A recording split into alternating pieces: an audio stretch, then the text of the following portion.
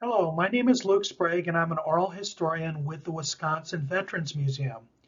Today, in this course, the short course, we are going to talk about the pre-interview and the interview guide development. There are four major segments to an oral history workflow. The first one is preparation. The second one is the actual interview itself. The third one is preservation of that interview. And the fourth one is making it accessible to the public. I cannot stress how important preparation is to a successful interview. If you prepare properly for the interview, the odds that you're going to have a successful and useful and resourced interview are going to be much better than if you had done no preparation. Be transparent with whoever you're going to interview. When you initially talk to them, make sure that you provide as much information as you can about your program so that they can decide initially if they want to go ahead with the process. Part of that process is what's called the pre-interview phone call or meeting, and this is crucial to having a successful interview. I can't stress that anymore. It's a technique that works extremely well. I would suggest not using email. Call the person, and if you can't meet with them, call them. If you meet with them in person, that is also acceptable. I think email doesn't meet the need for what this is. So one of the techniques that we always teach is use the pre-interview phone call or meeting. Schedule the pre-interview phone call. The pre-interview phone call is a specific thing. It has specific goals, and you want it set up as a formal appointment. It's not an ad hoc, off the hook, informal call. The call is deliberate and it's done with purpose. Does the individual have a hard time of hearing? Will they be able to hear your questions? Another issue that comes up as well as people get older, sometimes it's difficult to understand or for them to speak loudly enough into the microphone. You need to be able to respond to and handle those needs. Are they going to be able to give you frank and honest answers wherever you're going to conduct the interview? If you're able to tell it all, that would be useful to know, depending on what topics you're going to cover during the interview. One of the most valuable things you can use the pre-interview phone call is to determine if that individual has some specific knowledge or an event they were at that would add to your oral history collection. You want to try to understand what their experiences were on the pre-interview phone call to a limited extent and figure out how they fit into your oral history program. One of the other things that comes up when conducting oral history interviews is sometimes individuals have issues with remembering. So you want to be aware of that, especially as an interviewer, to make sure you're conducting an interview in a way that you're not necessarily leading the narrator through the interview. So you want to be aware of that and have an assessment of that before you start the interview. Literally tell them during the pre-interview phone call what you're going to do. I'm going to sit down with a digital audio recorder at your dining room table. I'm going to have you speak into a microphone, and I'm going to speak into the other microphone.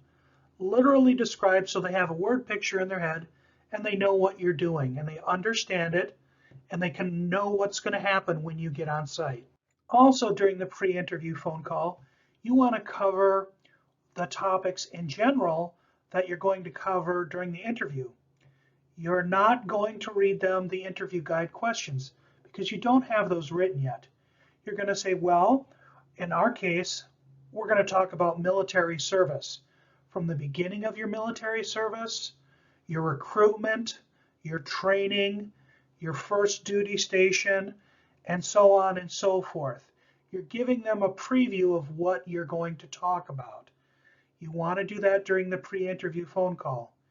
You also want to ask them in that same sentence, are there any topics that are off limits that you don't want to speak about? Let them respond. So one of the neatest things you can do with the pre-interview phone call is find out more information about particular events, particular chronologies, and that will help you later as you're doing your narrator research, develop that interview guide. You don't want to dig in deep as you will during the interview. You want to just see what the narrator is willing to provide and get that information and use it to help develop your interview guide.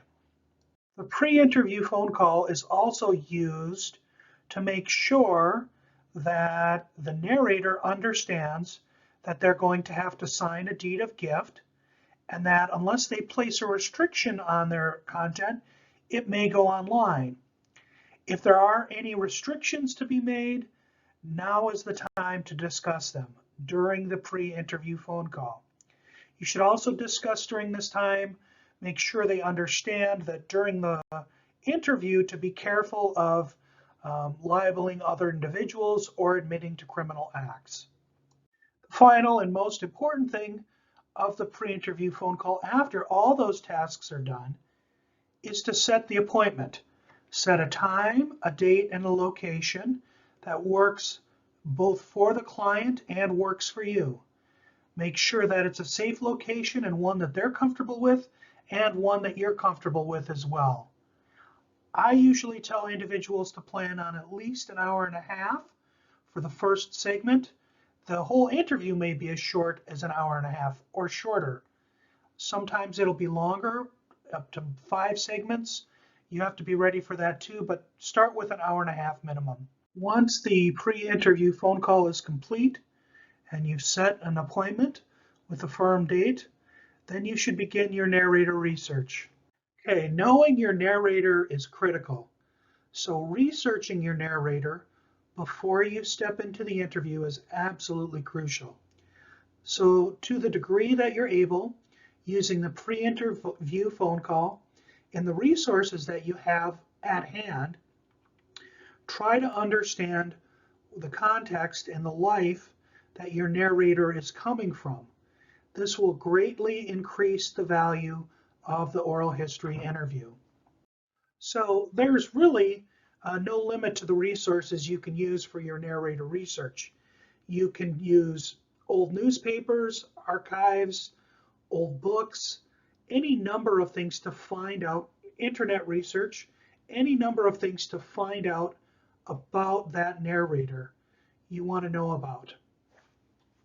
When you do proper research on your narrator, it will earn your narrator's respect because it will show to the narrator that you've taken time out of your day to try and understand their world. Okay, in this next section, we are going to talk about developing the interview guide.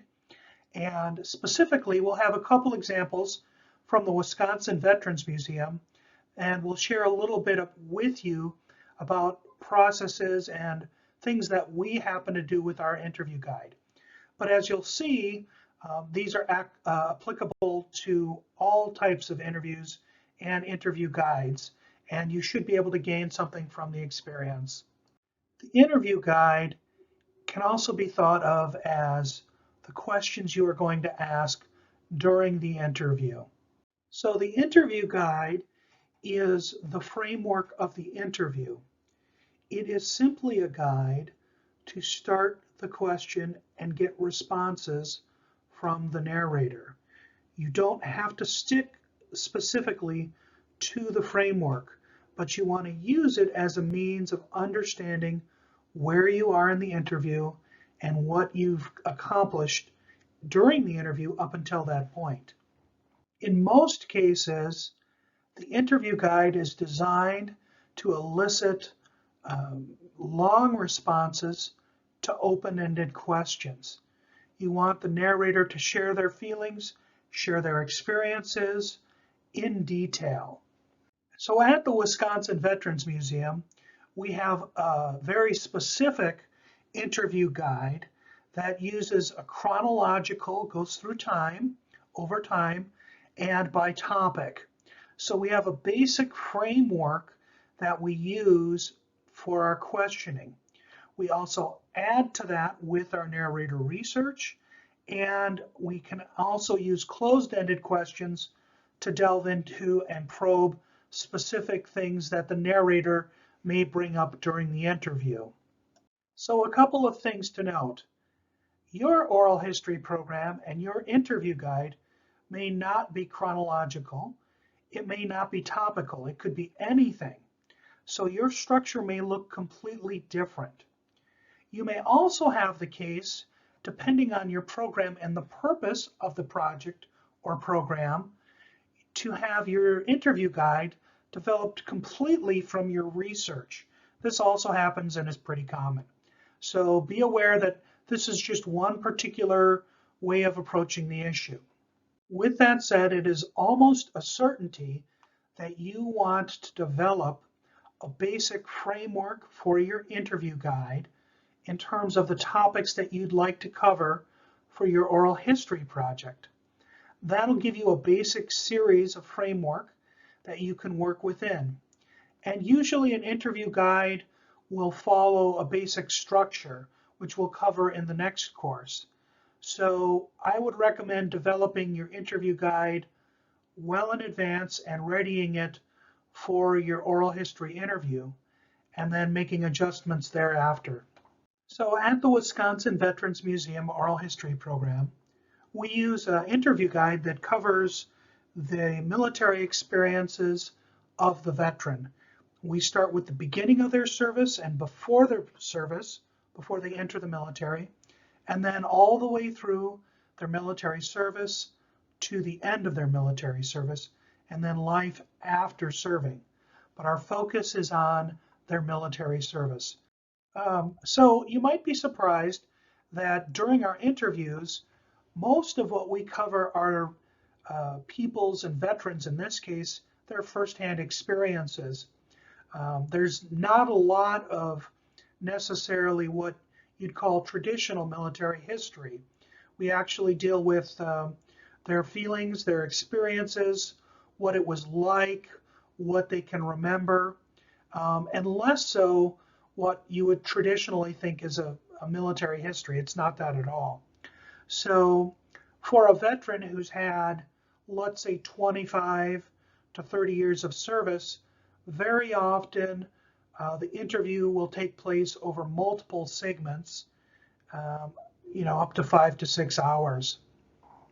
One of the techniques that we use is to weave questions that come up in our research into our standard interview guide.